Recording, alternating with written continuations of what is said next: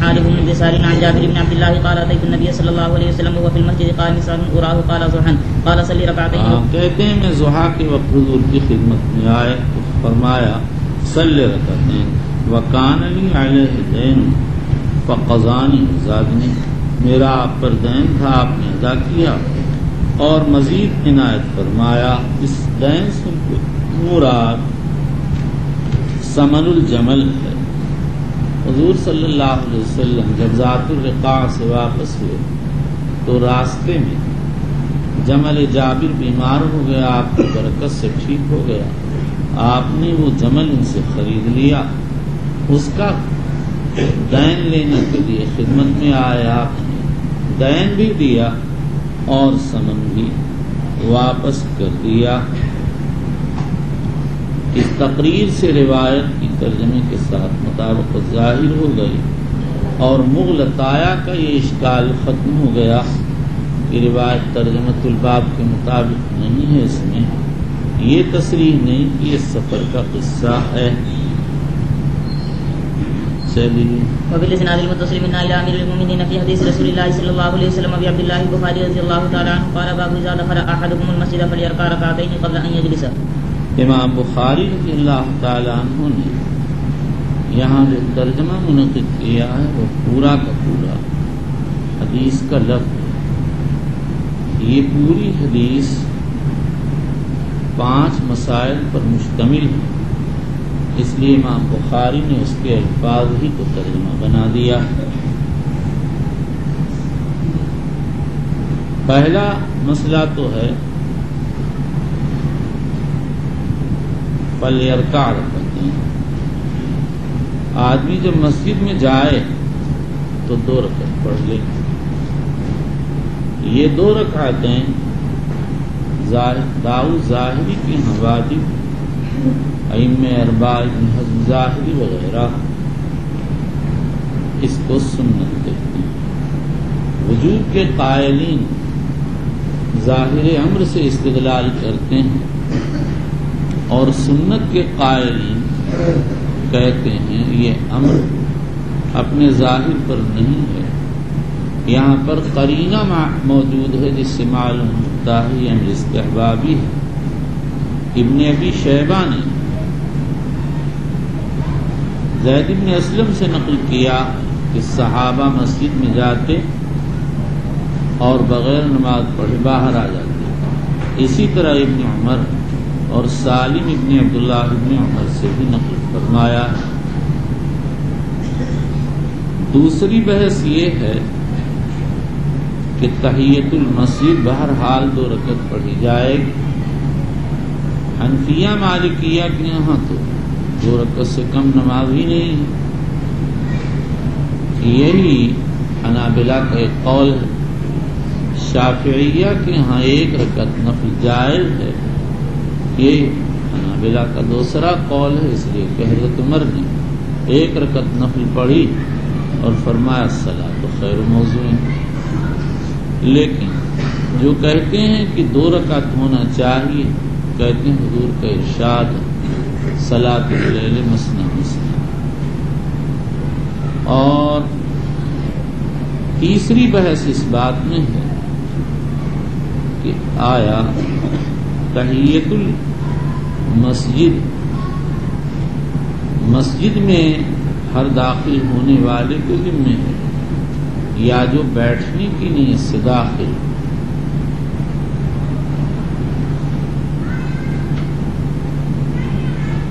امام مالک تو فرماتے ہیں جو بیٹھنے کی نیت سے داخل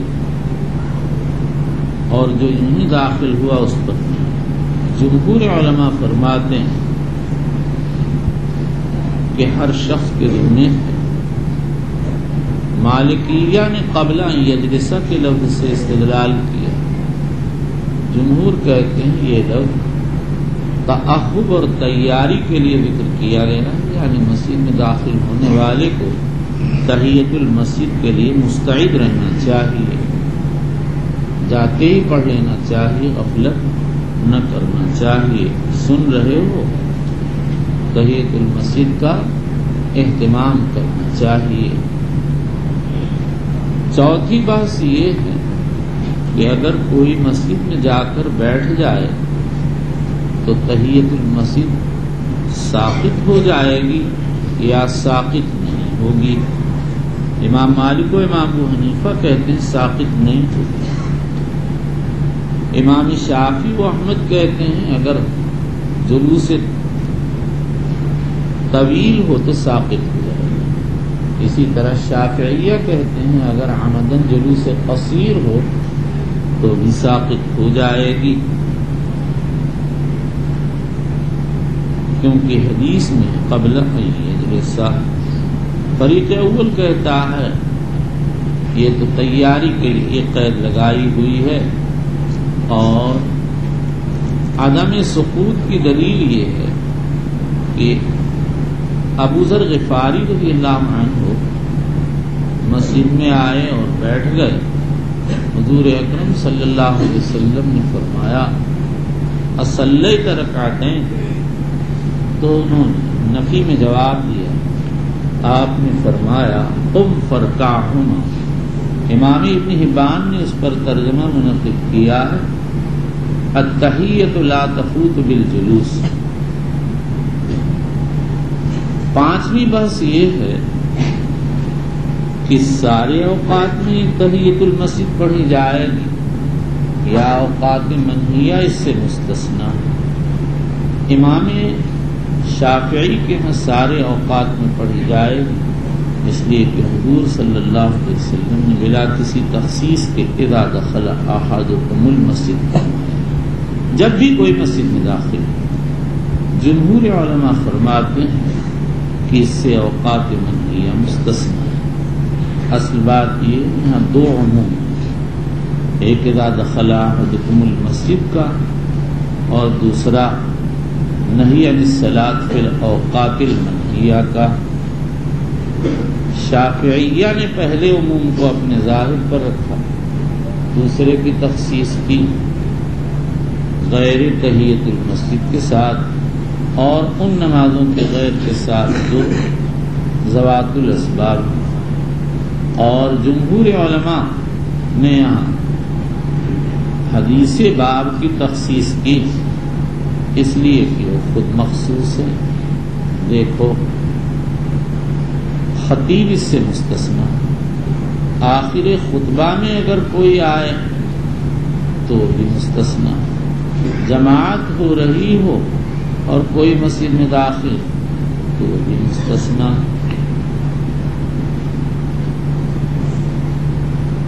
چلیے.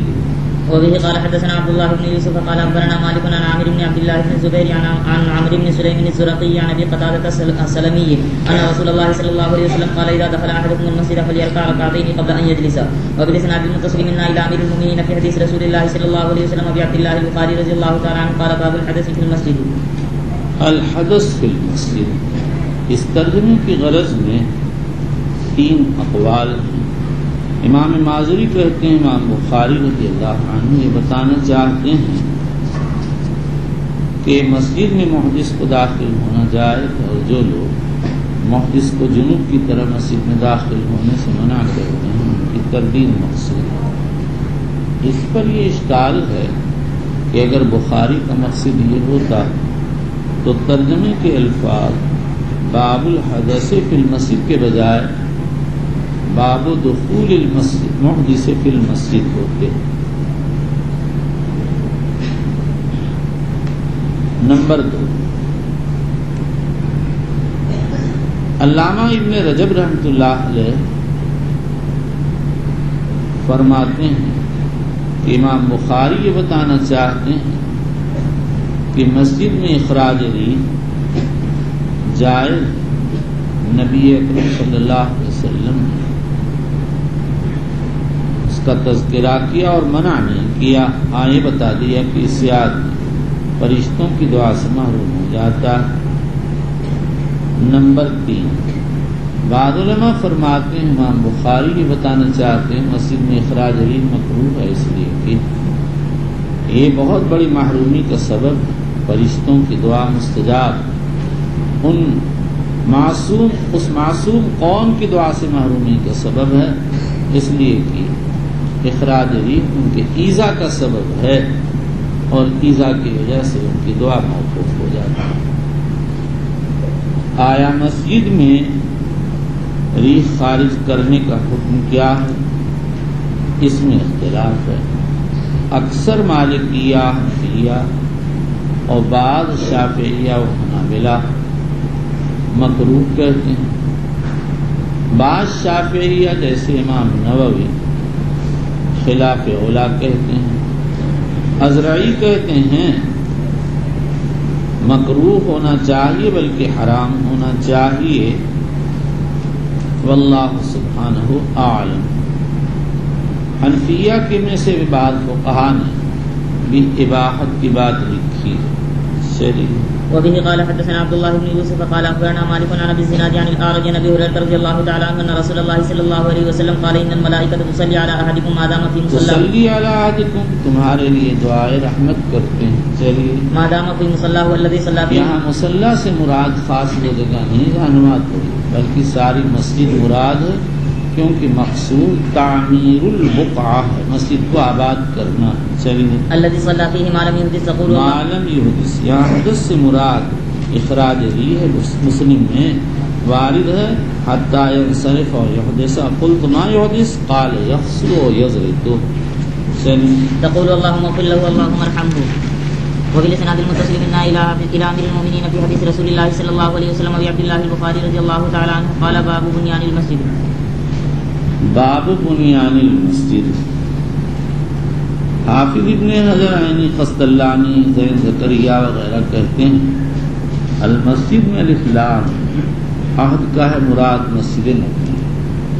اگر یہی مقصود ہے پھر تو امام بخاری یہ بتانا چاہتے ہیں کہ مسجد نبوی حضور کے زمانے میں بنائی گئی اور پھر بعد میں بنائی گئی، لیکن اس پر اشکال یہ ہے کہ بخاری نے یہاں جو ترجمے میں آثار ذکر کیے ہیں وہ سب بے ربط سے ہو جائیں گے۔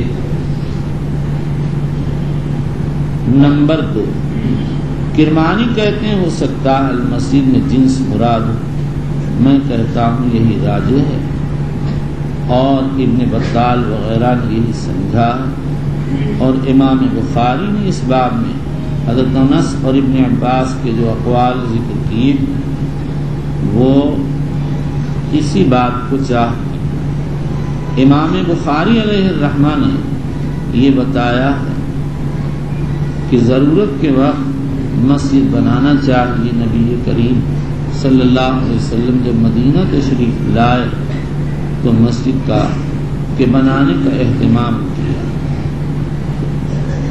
البتہ مسجد کی تعمیر میں تزخرف سے یعنی تزئین سے پرہیز کرنا چاہیے، اس لیے کہ حضرت عمر وغیرہ نے اس پر نکیر فرمائی ہے۔ بعض علماء یہ سمجھتے ہیں کہ امام بخاری یہ بتانا چاہتے ہیں کہ مسجد تعمیر کرنے میں اگر تزئین کا اہتمام ہو تو جائز ہے، بشرطے بھی مقصود تفاخر نہ ہو اور اس ایسی جگہ وہ تزئین نہ ہو جس سے نماز میں اشتغال ہوتا ہو۔ چلیے وبه قال وقال ابو سعيد كان سقف المسجد من جريد النخل وامر عمر ببناء، مسجد نبوی کی چھت کھجور کے شاخوں کی تھی۔ چلیے وامر عمر ببناء المسجد، ببناء المسجد، بناء المسجد، ببناء المسجد، وقال یہاں المسجد میں الف لام کا ہے، مسجد نبی مراد۔ مسجد نبی تمام مساجد کے احکام کے لیے اصل و بنیاد کی حیثیت رکھتی ہے، اس لیے بہرحال جب مساجد کے احکام کو معلوم کرنا ہوگا تو مسجد نبی سے متعلق احادیث کو دیکھنا پڑے گا۔ چلیے وقال اكن الناس من المطر واياك، اكن الناس من المطر، یہ اگر یہ بصیغہ متکلم ہے تو حضرت عمر اپنے متعلق خبر دے رہے ہیں، اور اگر یہ امر کا صیغہ ہے تو حضرت عمر رضی اللہ مسجد بنانے والے مستریوں کو توجہ دلا رہے ہیں، یعنی مسجد بنانے کا مقصد بارش وغیرہ سے حفاظت ہے. وَإِيَّاكَ أَن تُحَمِّرَ وَتُسَفِّرَ. دیکھو مسجد کو سرخ زرد رنگ سے مزین کرنے سے پرہیز کرنا، کیونکہ یہ نماز کے اندر دل بٹنے کا سبب ہے، جو ایک فتنہ ہے. فَتُفْتِنَ النَّاسَ، یہ فتنے کا باعث ہوگا. قال انس يتباهون بها ثم لا يعمرونها الا قليلا. حضرت انس نے فرمایا لوگ مسجد بنانے میں تفاخر کریں گے اور اس کو آباد کریں گے، یعنی اعمال مسجد سے مسجد کو آباد کریں گے. چلیے. وبه قال وقال ابن عباس رضي الله تعالى عنهما لا تزخرفنها كما زخرف اليهود والنصارى. وبه قال لا تزخرفن لا تزيننها، تم لوگ مسجد کو آراستہ و مزین کرو گے جیسے یہود و نصارہ نے کیا. مسجد کو منقش کرنا جمہور علماء کے ہم مکروہ ہے. حنفیہ کہتے ہیں کہ دو شرطوں سے اجازت، ایک تو متولی اپنے مال سے بنائے، وقف کے مال سے نہیں، اور دوسرے محراب میں نہ ہو تاکہ نماز میں مشغولی نہ ہو. ایک تیسری بات یہ بھی ہے کہ اس نقش و نگار کا میں مسجد کا احکام ملحوظ ہو. چلیے. وبه قال حدثنا علي بن عبد الله قال حدثنا يعقوب بن ابراهيم قال حدثنا ابي عن صالح بن كيسان قال حدثنا نافع عن عبد الله بن عمر رضي الله تعالى عنهما اخبره ان المسجد كان على عهد رسول الله صلى الله عليه وسلم مبنيا باللبن وسقفه الجريد وعمده خشب النخل فلم يزد فيه ابو بكر شيئا وزاد فيه عمر وبناه على بنيانه في عهد رسول الله صلى الله عليه وسلم باللبن والجريد واعاد عمده خشبا ثم غيره عثمان فزاد فيه زياده كثيره وبنى جداره بالحجاره المنقوشه والقصه وجعل عمده من حجاره منقوشه وسقفه بالساج. ان المسجد کان علی عہد رسول اللہ صلی اللہ علیہ وسلم مبنی، یعنی مسجد نبی عہد نبوت میں کچی اینٹوں کی بنی ہوئی تھی اور اس کی چھت کھجور کی شاخوں سے پٹی ہوئی. وعمودہ خشب النخل، اور اس کے ستون کھجور کی لکڑیاں تھیں، یعنی ان کے تنے کو ستون کی جگہ کھڑا کر دیا گیا. فلم یزد فیہ ابو بکر شیئا، یعنی جب ابو بکر صدیق رضی اللہ عنہ نے اپنے زمانے میں مسجد نبوی کی تجدید کی تو اس میں انہوں نے کوئی تغیر نہیں کیا، بلکہ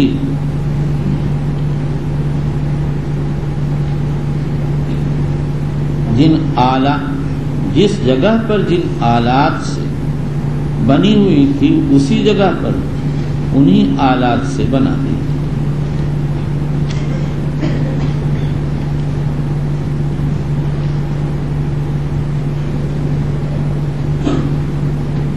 ابو داؤد کی ایک روایت میں ہے کہ مسجد کے ستون گل گئے تو صدیق اکبر نے کھجور کے ستون لگا دی. یہ روایت منافی بخاری کی روایت کی منافی نہیں، اس میں تو خود تصریح عمودہ خشب النخل. ثم غیرہ وزاد فیہ عمر وبناہ علی بنیانہ، حضرت عمر نے اپنے دور میں جب اس کو بنایا تو اس نے اضافہ کیا، یعنی اس کی زمین میں وسعت کی. بنا والا دنیا نہیں، یعنی جن آلات سے عہد نبوت میں بنی ہوئی تھی انہی آلات سے تعمیر کر دی. ابن زبالہ کی روایت میں ہے کہ حضرت عمر رضی اللہ تعالی عنہ نے اس کے ستون کچی اینٹوں کے بنا دی اور لکڑیاں ہٹا دی، لیکن ابن زبالہ کی روایت مرجو. ثم غیرہ عثمان فزاد فیہ زیادۃ کثیر، حضرت عثمان نے اپنے زمانے میں اس میں تغیر کیا اور 2 تغیر کیے. ایک تو قبلہ کی جانب میں 3 سطحوں کا اضافہ کر دیا اور دوسرے اس کے آلات بدل دیے. دیوار منقش پتھروں کی بنا دی اور ستون منقش پتھروں کے بنائے اور چھت ساگون کی لکڑی سے پاٹ دی. حضرت عثمان رضی اللہ تعالی عنہ نے سن 30 ہجری میں مسجد بنائی اور بقول سن 35 میں، یہ کہا جائے گا ابتدا 30 میں ہوئی، تکمیل 35 میں. یہاں پر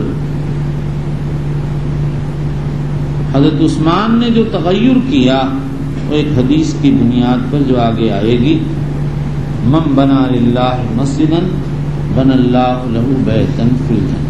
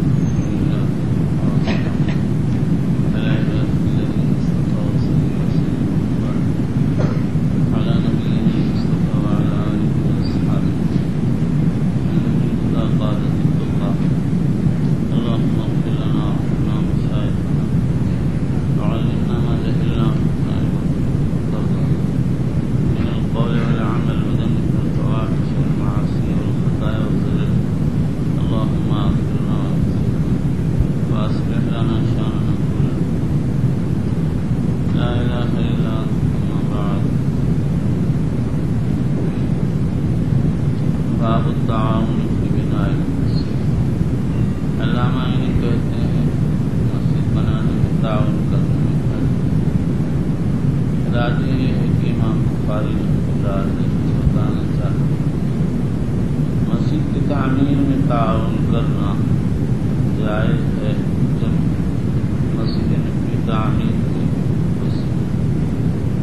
جہاں حضور صلی اللہ علیہ وسلم نے اس میں شرکت فرمائی، آپ کے صحابہ بھی شریک تھے.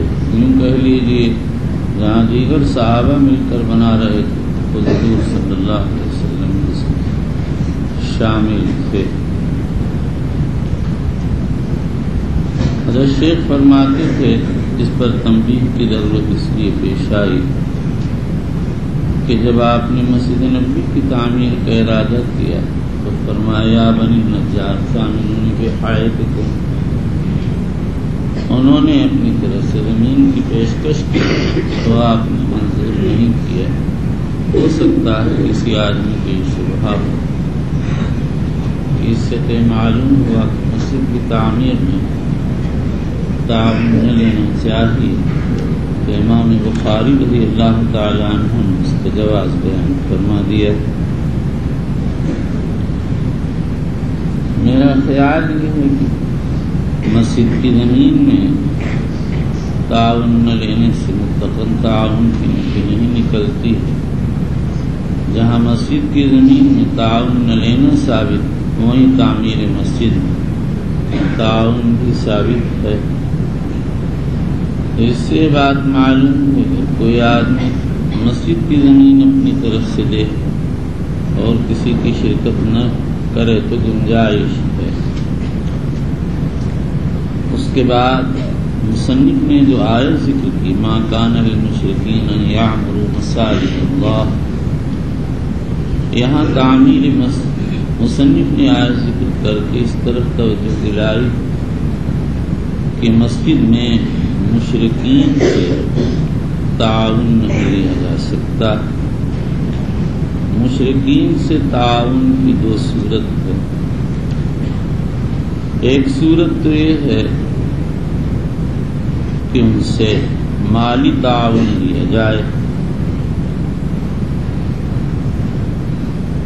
قاضی ابو یعلا جائز کہتے ہیں، امام مالک منع کرتے ہیں. یہی محمد ابن عبداللہ انصاری اور راحبی کی رائے.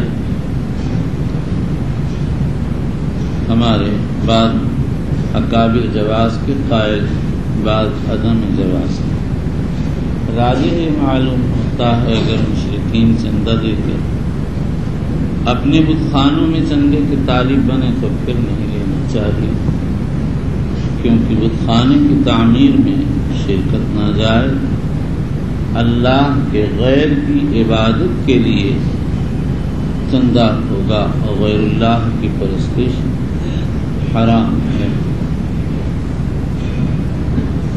دوسری صورت یہ ہے کہ ان سے عملی تعاون لیا جائے۔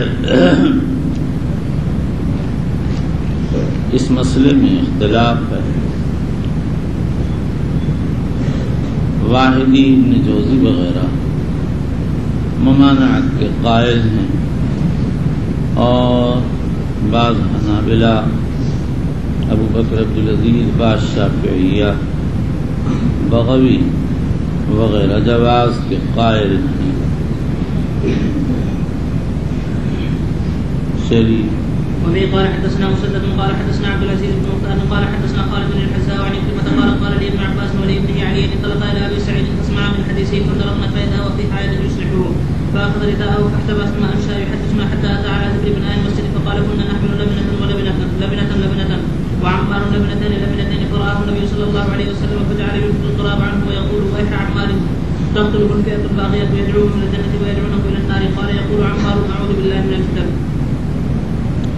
قال لي ابن عباس خالد الحذاء، حذاء موچی، ان کو حذاء اس لیے نہیں کہتے کہ وہ موچی تھے، بلکہ موچیوں کے بعد پاس بیٹھتے تھے، اس لیے ان کا لقب حذاء بن گیا۔ بعض کہتے ہیں کہ موچیوں کے پاس بیٹھ کر کہتے اخذ و قضا، اس طرح کاٹو۔ قال لي ابن عباس ولابنه علی انطلق الى ابی سعید فاسمع۔ ابن عباس نے اکرمہ اور اپنے بیٹے علی سے کہا ابو سعید کے پاس جا کر ان سے احادیث سن، اس لیے کہ وہ قدیم صحبت ہے اور بہت سی روایتیں انہوں نے حضور سے براہ راست سنی جو ابن عباس نے نہیں سنی، تو اس سے طلب علوم اسناد کا علم ہوا، اور اس سے یہ بھی معلوم ہوا کہ اگر شہر میں کوئی بڑے عالم تو آدمی کو اپنے تلامذہ کو ادھر متوجہ کرنا چاہیے۔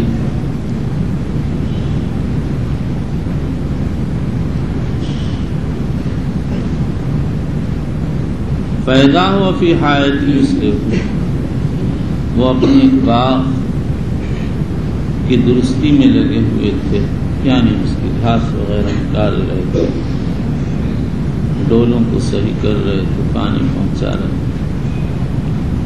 فاخذ رداءہ، فاتبہ چادر لے کر گوٹ مار لی، پھر بیان کرنا شروع کیا، یہاں تک بناء مسجد کا تذکرہ شروع ہو گیا۔ فقال كنا نحمل لبنة وعمار لبنة،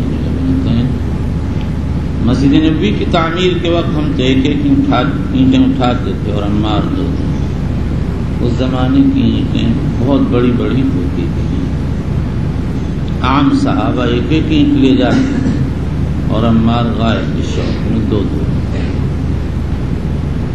فرآہ النبی صلی اللہ علیہ وسلم فجعل ينفض التراب عنه، حضور اپنی اذراہ شفقت ان کے گرد و غبار کو اپنے دست اقدس سے صاف کیا، جھاڑا۔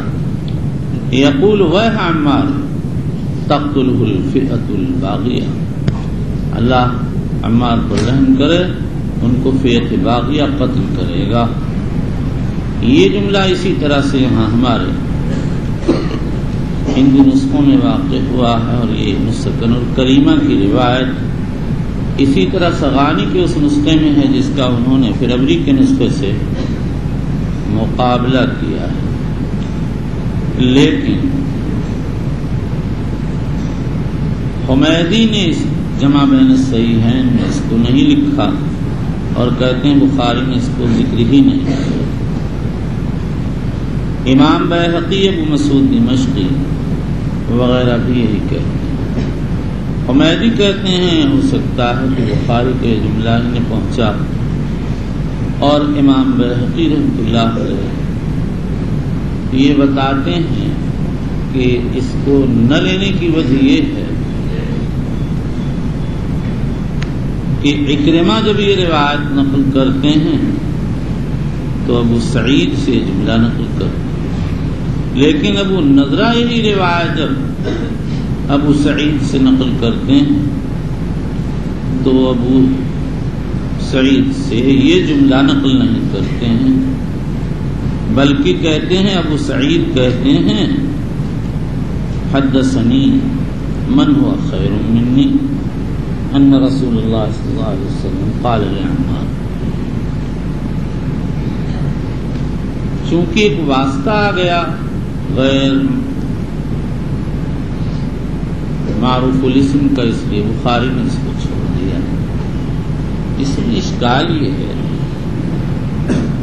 ابو سعید صحابی ہیں، جس واسطے سے روایت کرتے ہیں ظاہر ہے کہ وہ صحابی ہوں گے، اور صحابہ کی جہالت مضر نہیں، تو محض اس وجہ سے امام بخاری اس سے کیسے گریز کر سکتے ہیں.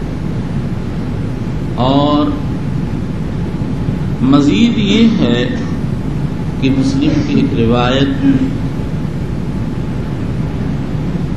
ان صحابی رضی اللہ تعالیٰ عنہ کے نام کی تصریح وارد ہوئی ہے ابو قتادہ، اور اگر کسی روایت میں تردد بھی ہے تو بہرحال زیادہ سے زیادہ صحابی کے نام میں تردد ہے. اس حدیث پاک کی صحت و ثبوت میں علماء کا اختلاف رہ چکا.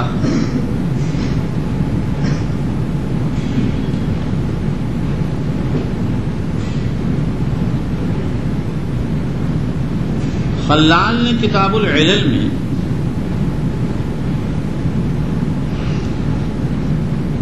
ابو امیہ طرطوسی سے نقل کیا کہ امام احمد ابن معین ابو خیثمہ وغیرہ نے جب اس حدیث کا تذکرہ کیا تو کہنے لگے ما فیہ حدیث صحیح، اور خلال نے امام احمد سے نقل کیا، فرمایا 28 حدیثیں اس باب میں ہیں لیکن کوئی حدیث صحیح نہیں. حافظ ابن رجب کہتے ہیں خلال نے اس کی جو سند نقل کی غیر معروف ہے اور امام احمد سے اس کے خلاف منقول ہے. یعقوب ابن شیبہ نے امام احمد سے نقل کیا، فرمایا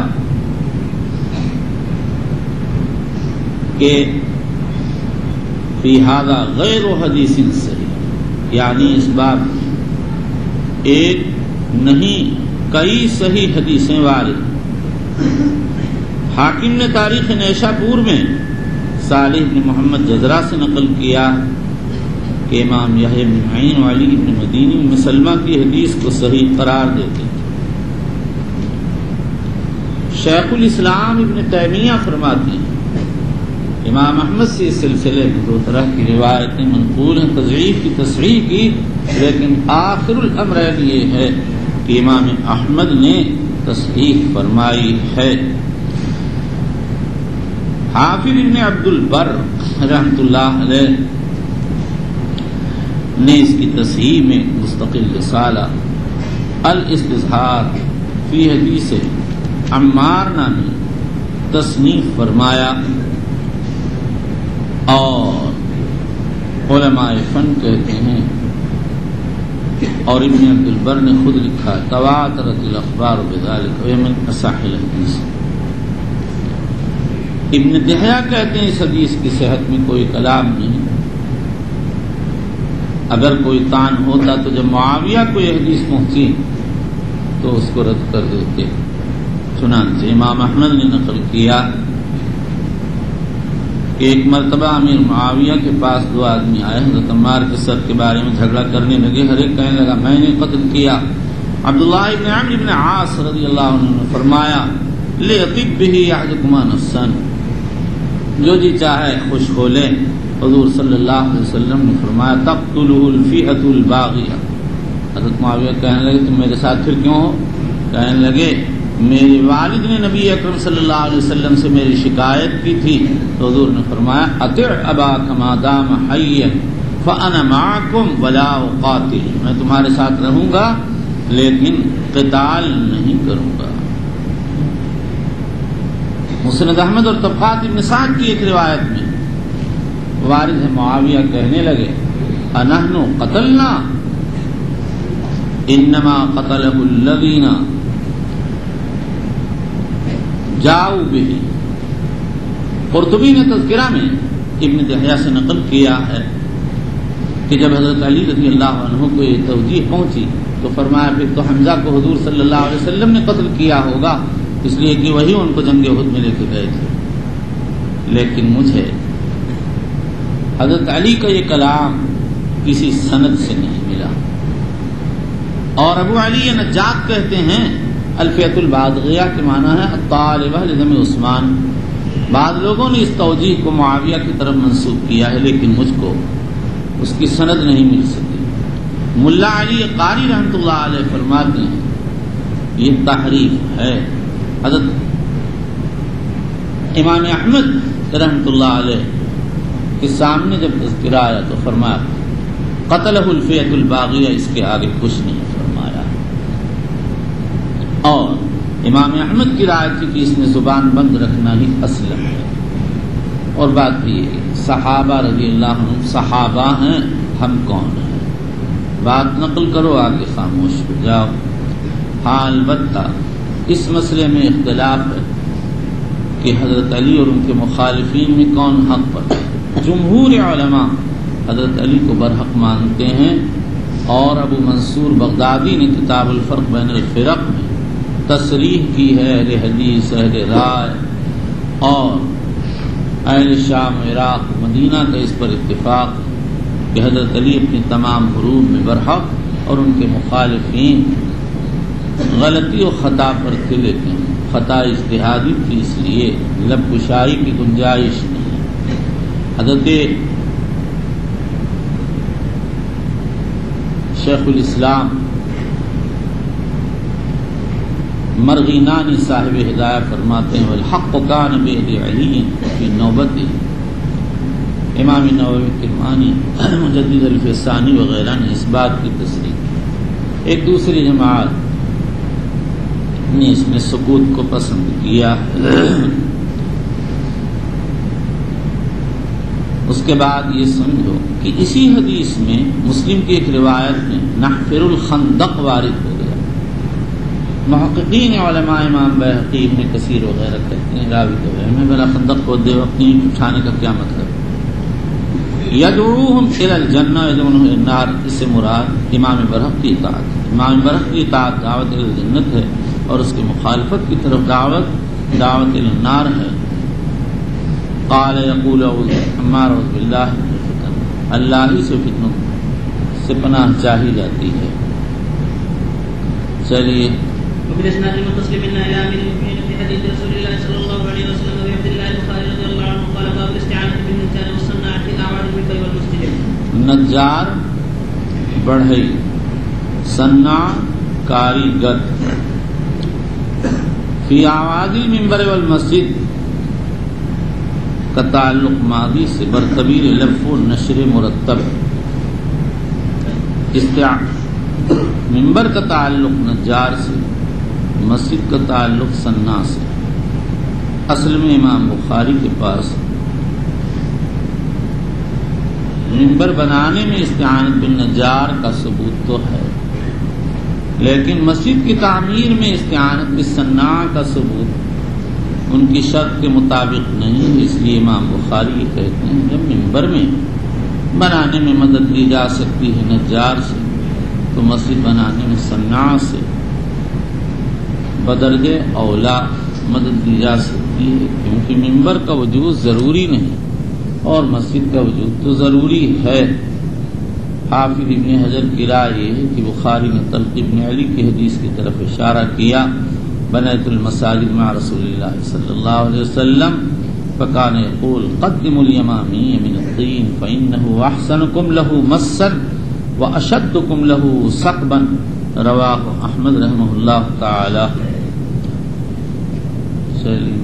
وبه قال حدثنا قتيبة بن سعيد قال حدثنا عبد العزيز عن ابي حازم عن سالم قال بعث رسول الله صلى الله عليه وسلم من افراد مري غلامك النجار يعمل للاعواد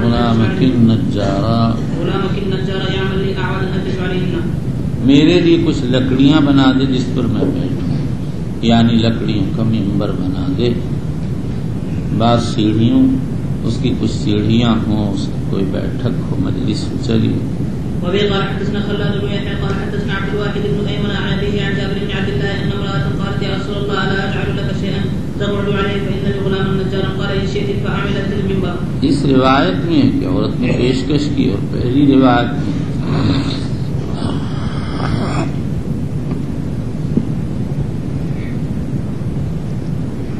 کہ نبی کریم صلی اللہ علیہ وسلم نے فرمائش کی، آپ نے پہلے فرمائش کی ہوگی، اس عورت نے پہلے پیشکش کی ہوگی، آپ نے اس پر فرمائش کر دی ہوگی، اور اس کا عکس بھی ممکن ہے۔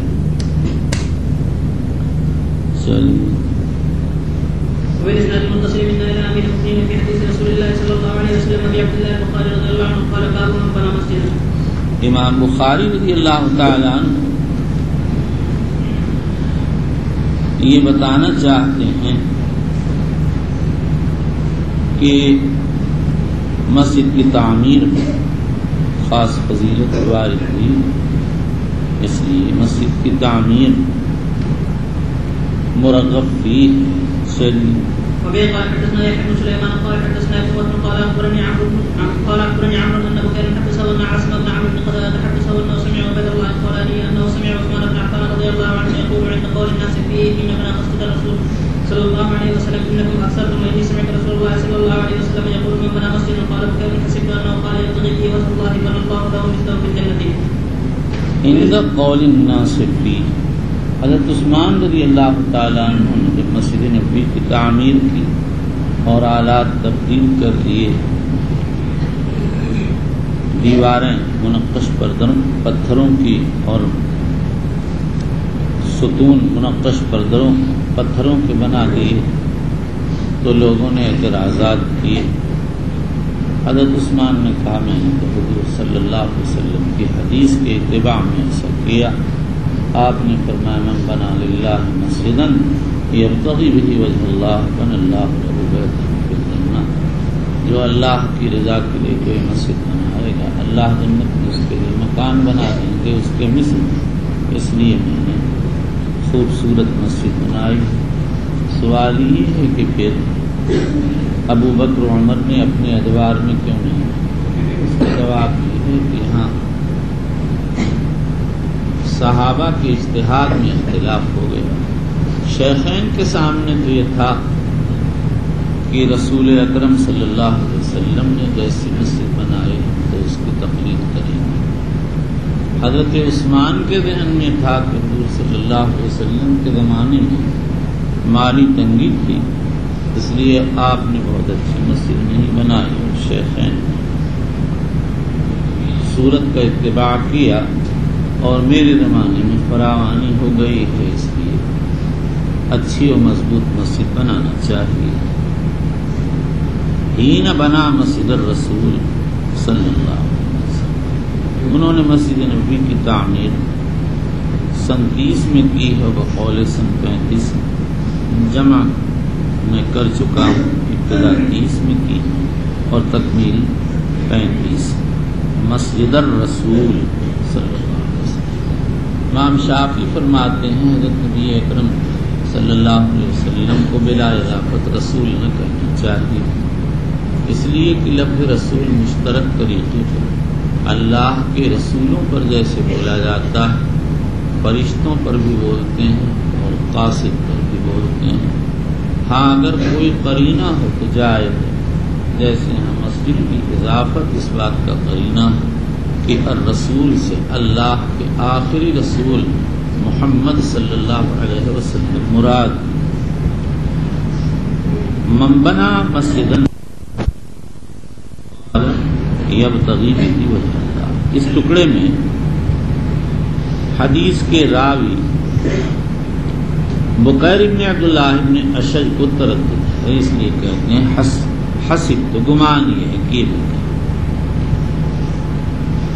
ابن ابی شیبہ ابن حبان و بزار کی روایت میں ولو کمفحص قطع، اگرچہ ٹٹیری کے گھونسلے جیسی، یعنی کیسی ہی چھوٹی مسجد. اور بعض علماء کہتے ہیں مراد یہ ہے کہ بہت سے لوگ مسجد کی تعمیر میں حصہ لیں، ہر ایک کے حصے میں ٹٹیری تو گھونسلے کے برابر آ جائے. اور بعض کہتے ہیں بہت سے حجاج سفر حج میں جو چھوٹی چھوٹی مسجدیں بنا لیتے ہیں یہ بھی اسی میں داخل ہے. یبتغی بہ وجہ اللہ، اللہ کی رضا منصوب سے معلوم ہو اگر نام و جاہ کے لیے مسجد بنائے یا شان اور اختلاف کی وجہ سے بنائے تو اجر کا استحقاق ہونا ہوگا. علامہ ابن جوزی کہتے ہیں اگر کوئی آدمی مسجد پر اپنا نام لکھا کر آئے گا تو فضیلت کا مستحق ہونا ہوگا. بن اللہ لہو مثلہ فی الجنہ، اللہ اس کے لیے اسی کے مثل جنت میں مسجد بنا دیں گے. اس پر اشکال یہ کہ اللہ تعالیٰ فرماتا ہے من جاء بالحسنۃ فلہ عشر امثالھا، اور یہاں فرمایا جاتا ہے من اللہ لہ مثلہ فی الجنہ. اس کا ایک جواب تو یہ ہے کہ اس حدیث ثواب اصلی بھی دے دیا گیا. دوسرا جواب یہ ہے کہ یہاں پر مماثلت کی صورت مراد ہے، اور صورت میں مماثلت سے عدد میں مماثلت، عدد میں زیادتی کی نفی لازم نہیں آتی ہے. اور تیسرا جواب یہ ہے کہ صورت میں مماثلت سے حقیقت میں مماثلت لازم نہیں آتی. مسجد بنانے والا زیادہ سے زیادہ سنگ مرمر کی بنائے گا، اور اللہ جنت میں جو مکان بنائیں گے وہ سونے اور چاندی کا ہوگا. کہاں پتھر کی مسجد اور کہاں سونے کا مکان،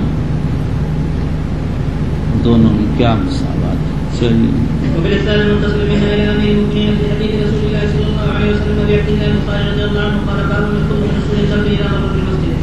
حضرت امام بخاری رحمہ اللہ تعالی فرماتے ہیں اگر کوئی آدمی بضرورت اپنے تیروں کو لے کر مسجد میں داخل ہو تو ایسی صورت میں اس کو تیروں کے نوکیرے لوہے کو ہاتھ سے پکڑ لینا چاہیے تاکہ کسی کو چوٹ نہ لگ جائے. ظاہر ترجمہ سے معلوم ہوتا ہے، یہ زرکشی نے لکھا کہ یہ سنت ہے. ظاہر ترجمہ سے معلوم ہوتا ہے کہ بخاری اس کو لازم سمجھ رہے ہیں. حافظ ابن حجر کہتے ہیں ہو سکتا ہے ترجمے کا حاصل یہ ہے یستحب یا خدا.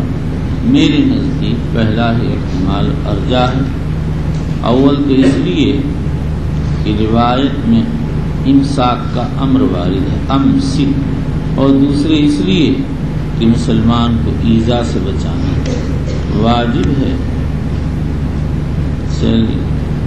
اس حدیث سے، اس ترجمے سے یہ بھی معلوم ہو گیا کہ بضرورت مسجد میں تیر لے کر گزرنا جائز ہے. چلیے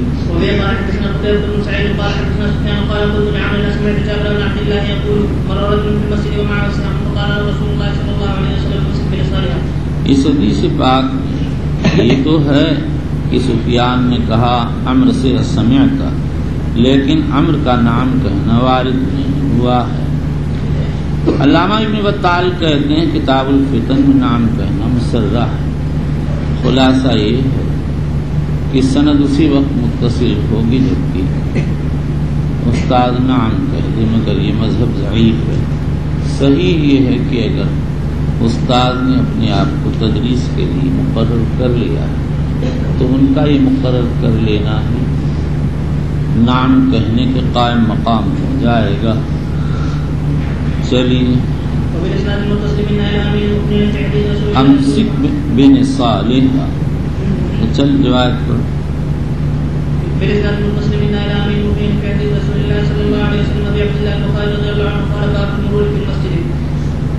روایت پڑھ لیجیے. امسک بن صالح. نسال اور نسول جمع، اس کا مفرد نسل ہے. اس کے معنی حدیدۃ السهم، اور نبل کہتے ہیں تیر کو، تیروں کو. یہ بصیغہ مفرد ہے، یہ بصیرت صورت مفرد ہے لیکن جمع کے معنی میں. باب المرور فی المسجد، مسجد میں مرور کا بیان. امام بخاری علیہ الرحمہ کہتے ہیں کہ مسجد میں گزرنا جائز. علامہ عینی رحمۃ اللہ علیہ نے سمجھ لیا کہ مراد مرور بالنبل ہے، اس لیے کہ ابو موسیٰ اشعری کی حدیث میں مرور بالنبل کا ذکر ہے. اس کے بعد امام بخاری پر یہ اعتراض کر دیا کہ ان کے ترجمے میں فی الجملہ قصور ہے، یعنی انہوں نے نبل کا تذکرہ نہیں کیا. لیکن علامہ کا یہ اعتراض ان کے اپنے فہم پر مبنی ہے. امام بخاری رحمۃ اللہ علیہ نے اس ترجمے سے مرور بالنبل کو نہیں بیان کیا، بلکہ اس مسئلے کی طرف باب گزشتہ میں اشارہ کر چکے ہیں. جیسا کہ میں بتا چکا، یہاں تو امام بخاری مطلق مرور کا جواز بیان کر رہے ہیں، خواہ ہاتھ میں نسل ہو یا نہ ہو. تو گویا باب گزشتہ میں مرور بالنبل کو بیان کیا جو مقید ہے، اور یہاں مطلق مرور کو بیان فرمایا. مسجد میں بضرورت گزرنا بالاتفاق جائے، لیکن مسجد کو راستہ بنانا مکروہ ہے. حنفیہ نے اس کی تصریح کی ہے اور یہی شافعیہ کا مسلک ہے. زرکشی نے اس کی تصریح فرمائی. ابن مفلح حنبلی کہتے ہیں یسن، مسنون ہے کہ آدمی مسجد میں مرور نہ کرے. ابن ماجہ کی روایت وارد خصال لا تنبغی فی المسجد، اسی میں لا یشہر فیہ سلاح ولا یتخذ طریقا. وبه قال حدثنا موسى بن اسماعيل قال حدثنا ابو واحد قال حدثنا ابو بكر بن عبد الله قال سمعت ابا هريره عن النبي صلى الله عليه وسلم قال من مر بشيء من مساجدنا او اسواقنا بنقل فليقطع على صالحا لا يعقل بكفه مسلما. اگر کوئی آدمی ہماری مسجدوں یا بازاروں میں تلوار لے تیر لے کر چلے تو اس کے نصال کو ہاتھ سے پکڑ لے، ایسا نہ ہو کسی کو لگ جائے.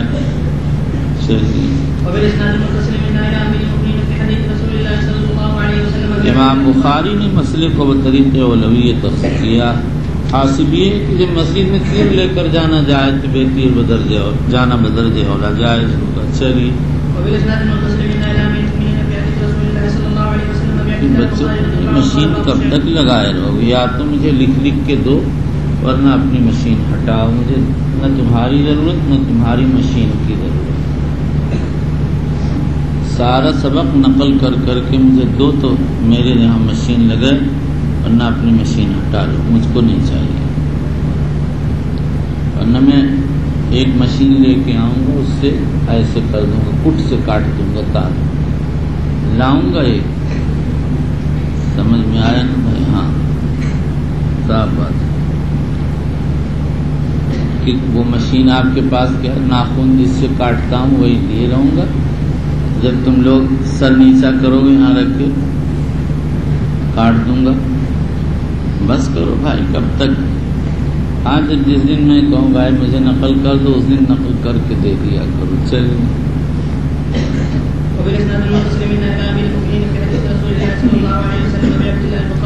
یہ اسماعیل شاید لگاتا ہوگا. دنیا کا سب سے جاہل ترین انسان ہے.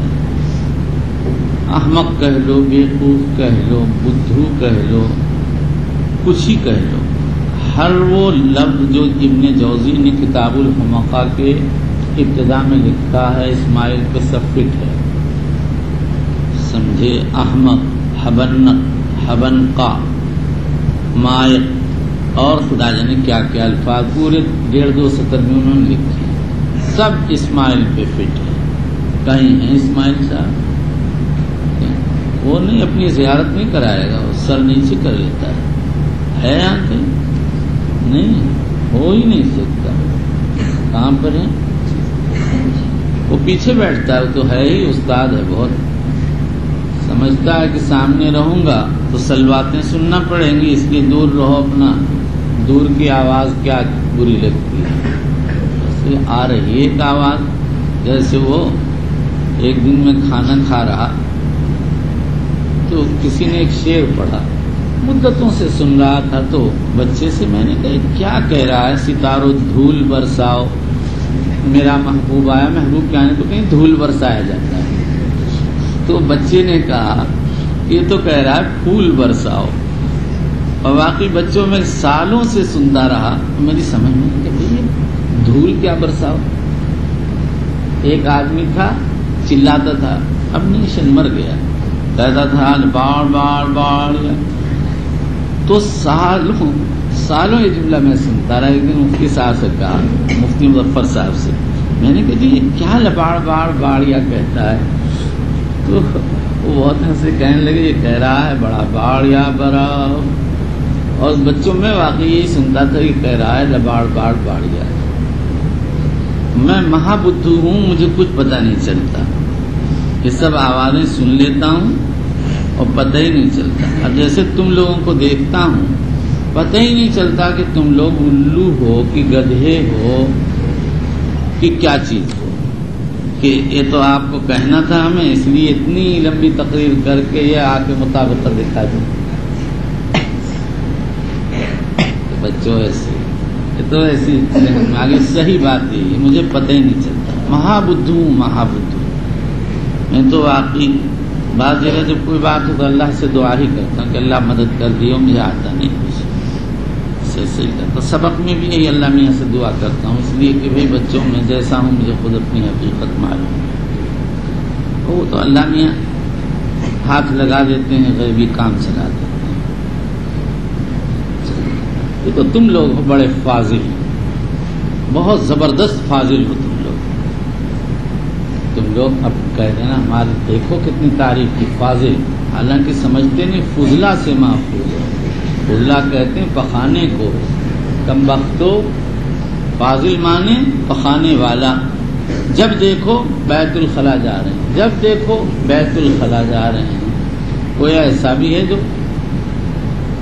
جب دیکھو مسجد جا رہا ہے؟ کوئی؟ ایک ہمارا طالب علم تھا، کسی مدرسے میں گیا تو جب دیکھو مسجد جا رہا ہے تو سب لڑکے اس سے تفریح کرتے تھے، صوفی جی پتہ نہیں کیا کیا مذاق کرتے. جب 2-3 ماہ ہو گیا سب لڑکے سمجھ گئے کہ بھائی یہ تو واقعی نیک ہیں. پھر بچے جاتے، صوفی جی ہمارے لیے بھی دعا کرنا. یہ ہے بات، جب آدمی سچا ہوتا ہے تو مخالف کی گردن بھی جھک جاتی ہے. آیا سمجھ سے؟ بستی کے تعلیم کے بہت نماز کے پابند، جونپور کے ایک صاحب تھے، ان پہ تبصرہ کرتے تھے تو اس کو بہت برا لگتا تھا.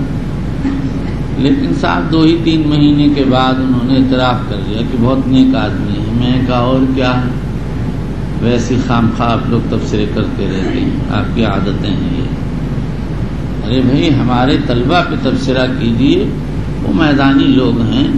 کہیے تو چمار ہے، تو الو ہے، تو گدھا ہے، تو بیوقوف ہے، تو خچر ہے، تو گدھ ہے، تو کوا ہے، تو چوہا ہے، تو چنا ہے، تو چنی ہے. یہ سب یہ بچے ہیں اس قابل کہ ان کو القاب دیجیے، آداب دیجیے، کمالات رکھتے ہیں. ان کو کیا آپ کہہ رہے ہیں کہ پھر وہی ہمیں آپ کہہ رہے ہیں؟ کیا آپ لوگوں کو کہیں؟ چلیے جب تم لوگ باہر جانا تو کہنا ہمارا تعریف ہو رہا تھا، وہ بہت بڑا بڑا القاب آداب دے رہا تھا. چل ہوتا، ہر آدمی اپنے آپ سے خوش ہوتا ہے. چلیے ہمارے مولانا رحمۃ اللہ علیہ نے ایک دن بہت غصے میں فرمایا تم نالائقوں کو کچھ نہیں آتا ہے. واقعہ یاد، نہ کھانا اچھا لگے نہ پینا، نہ میں بیٹھ پاتا تھا نہ سو پاتا. 3 دن اسی طرح سے گزر گئے. جب تیسرا دن ہوا تو رحمت الہی نے کرم فرمایا، رحمت متوجہ ہوئی، جیسے میرے دل میں کسی نے کہہ دیا اس طرح کرنے سے کیا فائدہ، کتاب دیکھو. بس فوراً اٹھا، ایک جگہ بیٹھا ہوا آ کے کتاب دیکھ لی. ایک صاحب میرے پاس آئے تھے، میں لکھ دوں گا، آپ کا کام کر دوں گا. ارے میں نے کہا تو چمار الو گدھے، تو کس کام کا دور ہو، اس سے تو اچھا گدھ ہے. کہ کون صاحب؟ دیکھیے دانت ایسے ہیں جیسے بالکل گدھے کے، کہ آپ کے دانت تو ایسے عجیب غریب ہیں کہ کل ویسے ہی ٹوٹ گئے، آپ کو پتہ بھی نہیں چلا. کل میں کھانا کھا رہا تو میرے منہ سے کوئی چیز نکلی اتنی بڑی، میں نے کہا بھائی یہ عجیب لوگ ہیں، نمک کی ڈلی ڈال دی اس میں، پھر کس کا بھی سوچا پتھر ڈال دیا. تھوڑی دیر کے بعد دیکھا تو دیوار ٹوٹی ہوئی. میں نے کہا بھائی کیا لگ کیا رہا. خیر کھانے سے فراغت کے بعد جب کلی کی تو دروازہ کھلا ہوا. اب انگلی ڈال کے دیکھا تو اوپر سے دانت ٹوٹ گیا اور جڑ اس کے اندر. میں نے کہا لے بھائی اب اس کو نکلواؤں گا کیسے، وہ تو بالکل یہاں تک ہے، نہ میں اس سے کھا سکتا ہوں نہ کچھ کر سکتا ہوں. یہ ٹوٹ گیا یہیں. اچھا سب دانت ایسے ہی ہیں، امریکن ہے سارا دانت، پورا امریکہ اندر بیٹھا ہوا ہے، ہر ایک میں سوراخ، کسی میں گڑھا، کسی میں کچھ، کسی میں کچھ. عجائبات. اگر جو ہے یہ ایسا دانت بکتے تو ہم تو رکھ لیتے، بعد میں بیچ دیتے. کچھ بھی نہیں. کل تو واقعی پتہ ہی نہیں چلا وہ کیسے ٹوٹا. بس ایسا لگتا تھا روٹی چباتا تو ذرا تکلیف سی ہوتی. میں نے سمجھا تو سب دانت ایسے ہی ہیں تو ہیں ہی ایسے. بس وہ ٹوٹ کے ایک طرف ہو گیا. اب ایک گیٹ ادھر لگ گیا، ایک ادھر ہو گیا. پہلے سے ادھر سے لگا ہوا ادھر سے. میں نے کہا ٹھیک. دعا یہ کرتا ہوں کہ اللہ نکلوانا نہ پڑے. بچوں بہت تکلیف ہوتی ہے، مجھ کو عادتاً پیپ پڑ جاتی ہے کیونکہ سوداویت ہے خون میں، تو لازم کہ اس کا الگ علاج کرنا پڑتا ہے. بہت پریشان ہے. چلیے چل پڑا. وبالإسناد المتصل من إلى أخي المؤمنين في حديث رسول الله صلى الله عليه وسلم أبي عبد الله البخاري رضي الله عنه قال باب الشعر في المسجد. مسجد میں اشعار پڑھنے کا بیان. مسجد میں اشعار پڑھنا جائز ہے. سارے ائمہ کے متبعین اور ابن حزم ظاہری وغیرہ نے اس کی تصریح فرمائی، اور اس کی دلیل وہ حدیث ہے جو مصنف نے باب میں پیش کی. لیکن بعض دیگر روایات مسجد میں اشعار پڑھنے کی ممانعت. امام نسائی نے بطریق عمرو بن شعیب نبی جدی نقل کیا ہے نہا رسول اللہ صلی اللہ علیہ وسلم ان تناشد الاشعار فی المسجد. حضور نے مسجد میں اشعار پڑھنے سے منع فرمایا. بعض علماء تو یہ کہتے ہیں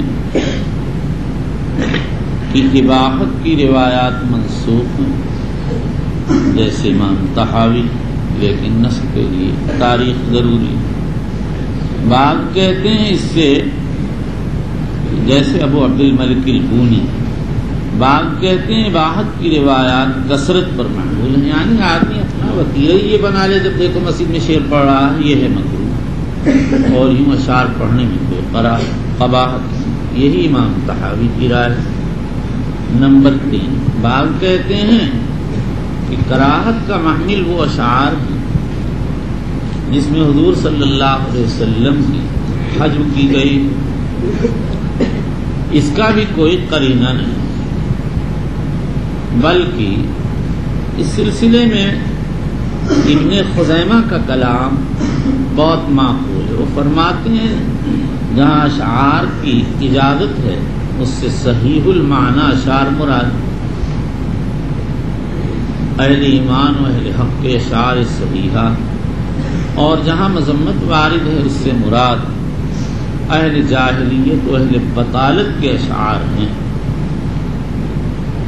فقی ابو اللہ سمرقندی رحمۃ اللہ علیہ فرماتے ہیں کہ اشعار کی 4 قسمیں.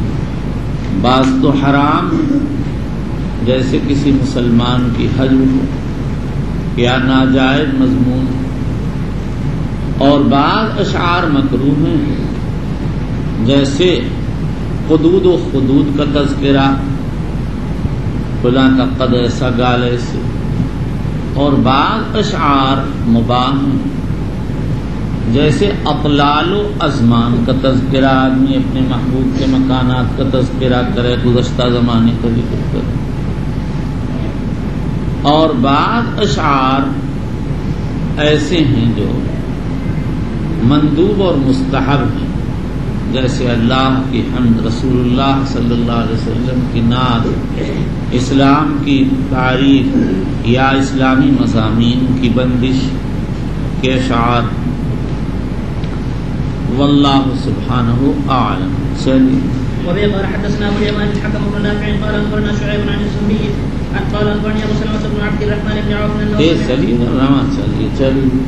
انه سمع حسان بن ثابت بن الانصاري يستشهد ابا هريرة انشدك الله هل سمعت النبي صلى الله عليه وسلم يقول يا حسان اجب عن رسول الله. کیا پڑھے یا حسانہ بدبخت بے سمجھ. یا حسانہ کیا چیز ہوگا؟ یا حسان اجب عن رسول الله اللهم یہ سمجھتے ہیں. قال ابو هريرة چل بس پاگل ہے تو کچھ نہیں جانتا. ہوا یہ تھا کہ حضرت حسان نے مسجد میں اشعار پڑھے. حضرت عمر نے ترچھی نگاہ سے دیکھا تو حسان نے کہا ابو ہریرہ تم شہادت دو. ابو ہریرہ رضی اللہ عنہ نے کہا میں نے حضور سے سنا ہے یا حسان اجب عن رسول اللہ صلی اللہ علیہ وسلم. حسان اللہ کے رسول کی طرف سے جواب یعنی کفار کی تردید کرو اور رسول اللہ صلی اللہ علیہ وسلم کی طرف سے مدافعت کرو. یہ واقعہ مسجد میں ہوا جیسا کہ بدء الخلق میں آئے گا. امام بخاری نے اسی کی طرف اشارہ فرمایا. چلیے. وبالاسناد المتصل منا الى ابي المؤمنين في حديث رسول الله صلى الله عليه وسلم بعبد الله البخاري رضي الله عنه قال باب اصحاب الحراب في المسجد. حراب کا مفرد حربہ، چھوٹا نیزہ. مقصود یہ ہے کہ نیزہ والے اپنا نیزہ لے کر مسجد میں داخل ہو جائیں. پھر جائے سوال یہ ہے کہ ابھی تو امام بخاری نے روایت ذکر کی ہے جس میں امسکوا نساءکم آیا، جس سے معلوم ہوتا ہے کہ مسجد میں اگر دھاردار چیز لے جائے تو اس کے دھار و نوک کو چھپا کر لے جائے. اور یہاں مصنف کہہ رہے ہیں اصحاب حراب لے کر مسجد میں جا سکتے ہیں. اس کا جواب یہ ہے کہ مسجد میں جانے کی 2 صورت ہیں. ایک صورت تو یہ ہے کہ آدمی لوگوں کے غفلت میں ہتھیار لے کر گھس جائے. ایسے موقع پر تو امسال نسال کا حکم ہے، اس لیے کہ لوگ غافل ہوتے ہیں، تحفظ نہیں کرتے. اور دوسری صورت یہ ہے کہ آدمی باقاعدہ ہتھیار لے کر کرتب دکھانے کے لیے جاتا ہے. یہ صورت جائے اس لیے کہ لوگ خود پہلے سے مستعد ہوتے ہیں کہ فلاں آدمی اپنے ہتھیار پہ کرتب دکھائے گا. یہاں کسی کو ایذا پہنچنے کا اندیشہ نہیں ہوتا. چلیے. وبه قال حدثنا عبد العزيز بن عبد الله قال حدثنا ابراهيم بن سعد عن صالح بن كيسان عن ابن شهاب قال اخبرنا عروة بن الزبير ان عائشة رضي الله تعالى عنها قالت لقد رايت رسول الله صلى الله عليه وسلم يوما على باب الحجرة والحبشة يلعبون في المسجد ورسول الله صلى الله عليه وسلم يصلي بردائه انظر الى لعبهم. والحبشة يلعبون في المسجد، اور حبشہ مسجد میں اپنے حراب سے کھیل رہے تھے. تو یہاں مطلق لعب مراد لعب بالحراب مراد، جیسا کہ روایت معلقہ میں آ رہا، جیسا کہ اگلی روایت میں آ رہا، اور مسجد میں ہتھیار سے کھیلنے کی اجازت اس لیے کہ مسجد مسلمانوں کی منفعت کے لیے بنائی گئی اور ہتھیار کی مشق میں مسلمانوں کا فائدہ۔ ابو الحسن لخمی کہتے ہیں یہ حدیث منسوخ ہے، لیکن یہ دلیل یہ دعویٰ بلا دلیل ہے۔ امام مالک سے منقول ہے کہ یہ سارا کچھ مسجد سے باہر ہوا، لیکن یہ صحیح نہیں ہے۔ حدیث پاک یلعبون فی المسجد کی تصریح موجود ہے۔ چلیے ورسول الله صلى الله عليه وسلم يستني بردائه ينظر الى العلم. زاد ابراهيم بن المنذر قال حدثنا ابن عمر قال اخبرني يونس عن ابن شهاب عن عروه عن عائشه رضي الله تعالى عنها قال رايت النبي صلى الله عليه وسلم والحسن يلعبون بحراث. وبالاسناد المتصل منا الى امير المؤمنين في حديث رسول الله صلى الله عليه وسلم عبد الله بن خالد رضي الله عنه قال باب ذكر البيع والشراء على المنبر في المسجد. ورسول اللہ صلی اللہ علیہ وسلم یسترنی بردائه، اور حضور مجھ کو چادر سے چھپائے ہوئے، جس سے معلوم ہوا عورت اجنبی مرد کو کا وہ حصہ جو عورت نہیں بغیر شہوت کے دیکھ سکتی ہے۔ یہی حنفیہ کا مذہب، بخاری کی رائے۔ امام شافعی امام احمد مطلقاً ممانعت کے قائل ہیں۔ ام سلمہ فرماتی ہیں کہ ہم اور میمونہ بیٹھے ہوئے تھے، ابن ام مکتوم آ گئے، حضور اکرم صلی اللہ علیہ وسلم نے فرمایا قوما، ہم نے کہا انہو اعمی، حضور صلی اللہ علیہ وسلم نے فرمایا افاعمیان انتما، کیا تم دونوں بھی نابینا ہو؟ رواہ ابو داؤد رحمہ اللہ تعالی۔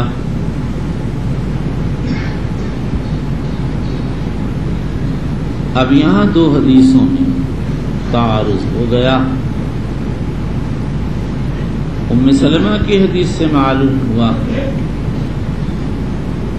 کہ عورتوں کو مردوں کو دیکھنے کی اجازت نہیں، اور دوسری روایات سے جواز معلوم ہوتا ہے۔ امام احمد و ابو داؤد فرماتے ہیں ام سلمہ کی حدیث ازواج مطہرات کے ساتھ خاص ہے، ان کی شان اور ہے، ان کو مطلقاً دیکھنے کی اجازت نہیں۔ اس پر اشکال یہ کہ حدیث الباب میں یہ تصریح ہے کہ عائشہ نے حبشہ کو دیکھا،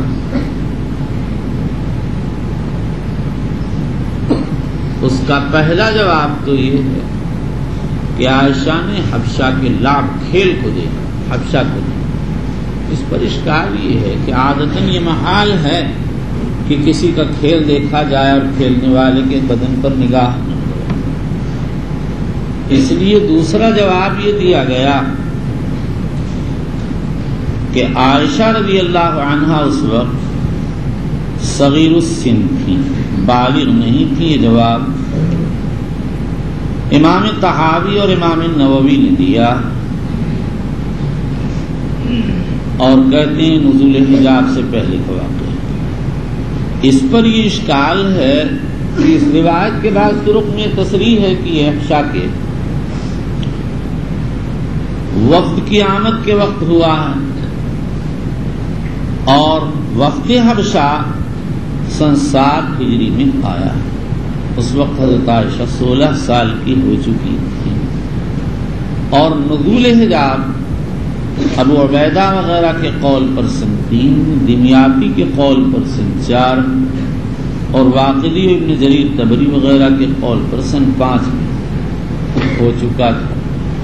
تو نزول حجاب مقدم ہے، اور وفد حبشہ کا قصہ اور ان کی آمد اس کے بہت بعد ہے، جبکہ حضرت عائشہ 16 سال کی ہو چکی اور بالغ ہو چکی تھی۔ اس لیے یہ جواب یہاں نہیں چل سکتا۔ اب تو یہی کہنا پڑے گا کہ حضور اکرم صلی اللہ تعالی علیہ وسلم نے حبشہ کے دیکھنے پر نکیر نے عائشہ کے حبشہ کے کھیل کے دیکھنے پر نکیر نہیں کہ معلوم عورت اجنبی انسان کو بغیر شہوت کے اس کے سطر کے علاوہ دوسرے حصے کو دیکھ سکتی۔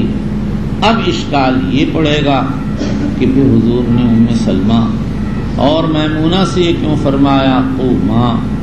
اس کا جواب یہی دیا جائے گا کہ وہ روایت بخاری کی روایت کے مقابل میں مرجوح ہے، یا پھر دوسرا جواب یہ دیا جائے گا کہ کمسن لڑکی کے لیے جب کہ کھیل ہو رہا ہو گنجائش ہے، عادتاً ایسی لڑکیاں کھیل کی طرف نظر کرتی ہیں، کھیلنے والوں کی طرف نہیں۔ اور بڑی عمر کی عورت کے لیے جب کہ کھیل وغیرہ نہ ہو، اجنبی کی طرف نگاہ اٹھانے کی گنجائش نہیں۔ اور یہ بالکل بدیہی بات ہے، ایک تو کوئی آدمی بیٹھا ہو اور اس پر نگاہ پڑے، اور ایک یہ ہے کہ کوئی آدمی کسی کام میں مصروف ہو اور ایسا عجیب غریب کام ہو جس کی طرف انسان کی توجہ ہو جاتی ہو، تو دونوں میں فرق ہے۔ پہلی صورت میں نظر الی الانسان ہے اور دوسری صورت میں نظر الی عمل الانسان ہے۔ ثانی صورت احون اور مغتفر ہے اول صورت کے مقابل میں۔ چلیے بالإسناد المتصل بالله إلى أمير المؤمنين في حديث رسول الله صلى الله عليه وسلم أبي عبد الله البخاري رضي الله عنه قال باب ذكر البيع والشراء على المنبر في المسجد۔ حضرت امام بخاری رضی اللہ عنہ اس ترجمۃ الباب سے بتانا چاہتے ہیں کہ مسجد میں منبر پر بیع و شراء کا بصورت مسئلہ تذکرہ کرنا جائز ہے۔ بعض علماء نے یہ سمجھ لیا کہ امام بخاری یہ بتانا چاہتے ہیں مسجد میں بیع و شراء جائز ہے، اور اس کے بعد امام بخاری پر یہ اعتراض کر دیا کہ دعویٰ دلیل میں مطابقت نہیں، روایت میں مسجد میں بیع و شراء کا ذکر نہیں، بیع و شراء کے مسئلے کا ذکر ہے۔ شاہ ولی اللہ صاحب رحمۃ اللہ علیہ نے اختیار تو یہی دوسرا قول کیا، لیکن وہ کہتے ہیں جیسے منبر پر بیٹھ کر بیع و شراء کا مسئلہ بیان کر دینا جائے، ایسے ہی ایجاب و قبول کی بات ہے وہ بھی جائز، لیکن یہ تقریر بالکل بعید ہے۔ پہلا ہی مسئلہ، پہلا ہی قول صحیح ہے۔ مسجد میں بیع و شراء کا مسئلہ مختلف فیہا ہے۔ حنابلہ کہتے ہیں مکروہ ہے، شافعیہ کہتے ہیں مطلقاً مباح ہے، اور ایک روایت میں شافعیہ فرماتے ہیں بضرورت اعتکاف کی حالت میں گنجائش ہے۔ یہی حنفیہ کا مذہب ہے، وہ فرماتے ہیں مسجد میں خرید فروخت کی گنجائش نہیں، ہاں معتکف اگر کوئی چیز خرید لے بضرورت جائے۔ امام مالک کی رائے یہ ہے کہ اکثار و مبالغہ تو ٹھیک نہیں، ہلکا پھلکا معاملہ ہو، کوئی چیز باہر دیکھ رکھی تھی مسجد میں ایجاب ہو گیا تو کوئی حرج کی بات نہیں۔ چلیے قال حدثنا علي بن عبد الله قال حدثنا سفيان عن يحيى عن عمرو عن عائشة رضي الله عنها قالت أتتنا بريرة تسأل في كتابتها فقالت إن شئت أعطيتها ابنتي ويكون كذلك فقال أنا إن شئت أعطيتها ما بقي فقال سفيان تسألها في كتابتها۔ بریرہ حضرت عائشہ کے پاس اپنے بدل کتابت میں تعاون کی غرض سے حاضر ہوئی۔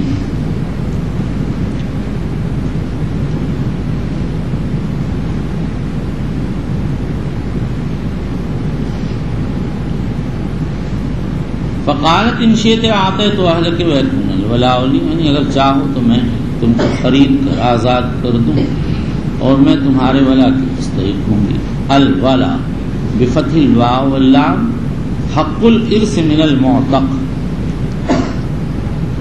فلما جاء رسول اللہ صلی اللہ علیہ وسلم ذکرتہ ذلک، اسی طرح یہاں پر واقع ہوا ذکرتہ۔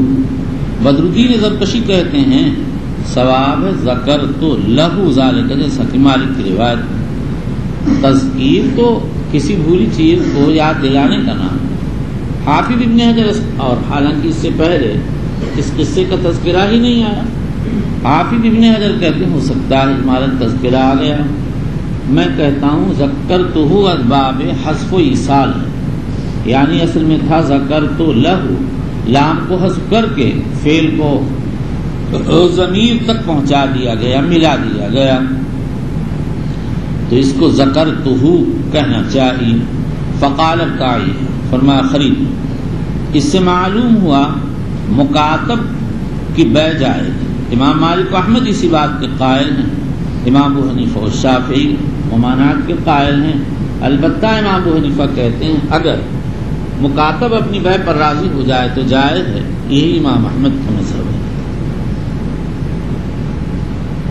فَإِنَّمَا الْفَاتِقِ یا فَإِنَّمَا الْوَلَاءُ لِمَنْ أَعْتَقَ، ولا کا استحقاق موجود ہے۔ ثم قام رسول اللہ صلی اللہ علیہ وسلم علی المنبر وقال سفیان مرة فصعد رسول اللہ صلی اللہ علیہ وسلم علی المنبر فقال ما بال اقوام یشترطون شروطا لیس بکتاب اللہ من اشترط شرطا لیس بکتاب اللہ فلیس۔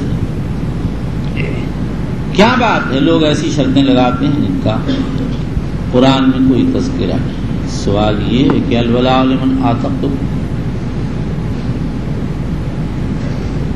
الولاء لمن اعتق بھی کہیں قرآن میں نہیں۔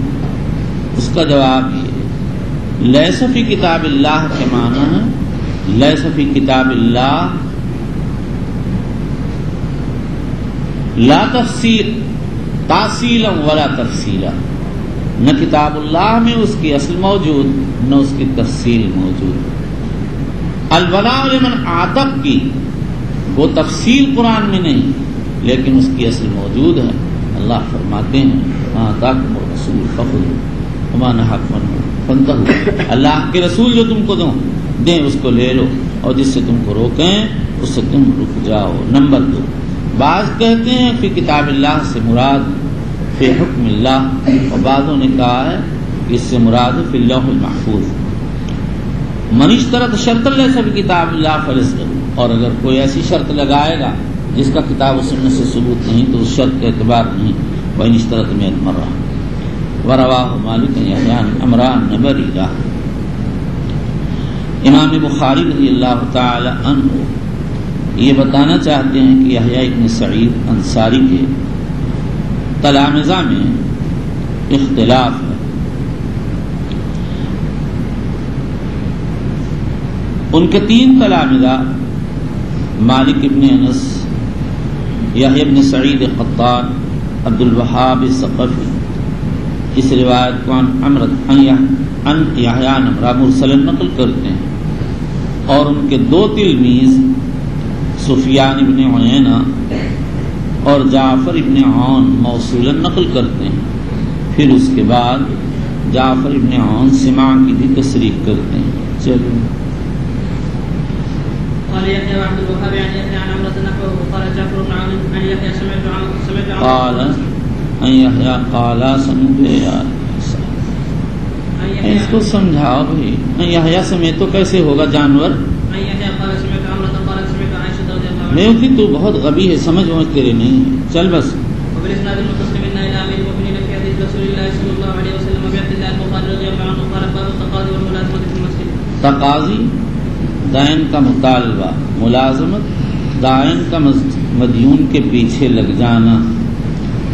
امام بخاری نے جو روایت ذکر کی ہے اس سے تقاضی کا ثبوت ہوتا ہے، ملازمت کا نہیں، لیکن یہی روایت کتاب الصلح میں آ رہی ہے، اس میں فلقیہ فلزمہ۔ امام بخاری نے اس کی طرف اشارہ فرمایا ہے، اور مصنف رضی اللہ عنہ کا مقصد یہ ہے کہ دائن مدیون سے دائن کا تقاضا مسجد میں کر سکتا اور اس کے پیچھے لگ سکتا، یہی جمہور علماء کا مسلک ہے۔